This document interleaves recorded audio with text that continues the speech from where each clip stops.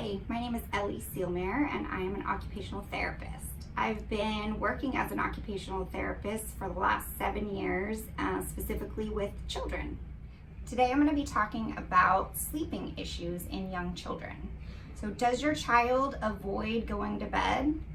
Does your child have trouble getting to sleep or staying asleep? Does your child demand to sleep with you and will only sleep with you at night? Or maybe does your child appear to be irritable throughout the day because they're not getting enough sleep at night? If any of these pertain to you, here are some tips about daytime and nighttime strategies that might help you at home. All right, so here are some daytime strategies. So first of all, you want to make sure that you're establishing an appropriate wake sleep cycle, okay? So determine if your nap time, either the time that their nap is, or the length of nap time, if that's too long or too late in the day, that might be affecting their bedtime. Also, you want to desensitize your child by helping them get used to getting in bed and falling asleep by practicing, by putting dolls or stuffed animals to sleep in their bed. Also, during the day, you want to practice separation games such as hide and seek and peekaboo to help your child get used to, be comfortable with missing you and knowing that you're going to be back.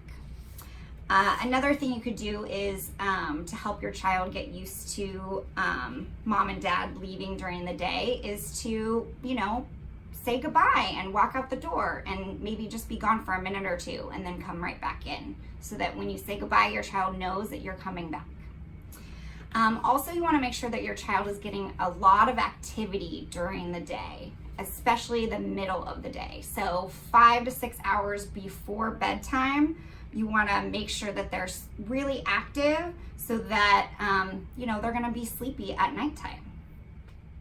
Okay, so an evening routine, a consistent bedtime routine is key, okay? So you want to avoid allowing your child to participate in too much, just kind of out of control, running around right before bed, okay? That can be too alerting for them.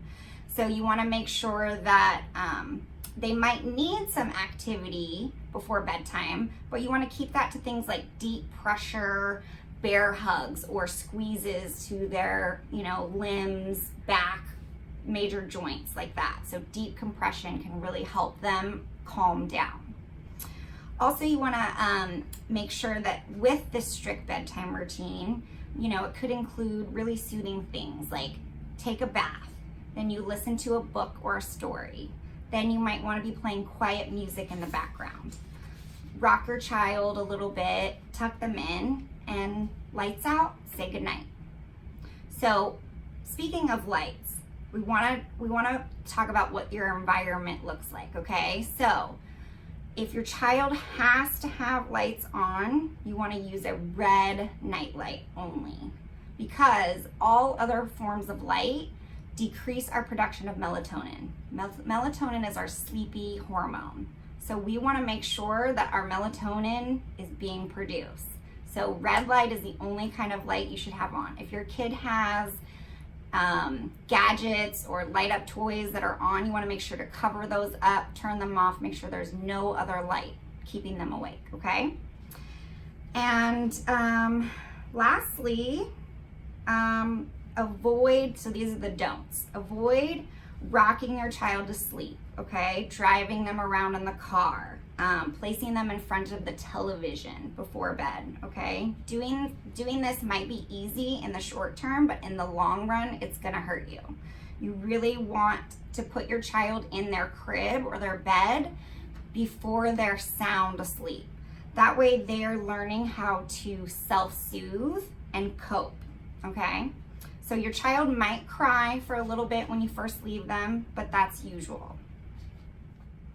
If you've tried these tips and still not having any luck, then you probably want to contact your pediatrician. And if your child's having other issues with daily activities such as feeding, dressing, bath time, then you would want to request an occupational therapy evaluation so that we can assess what's going on.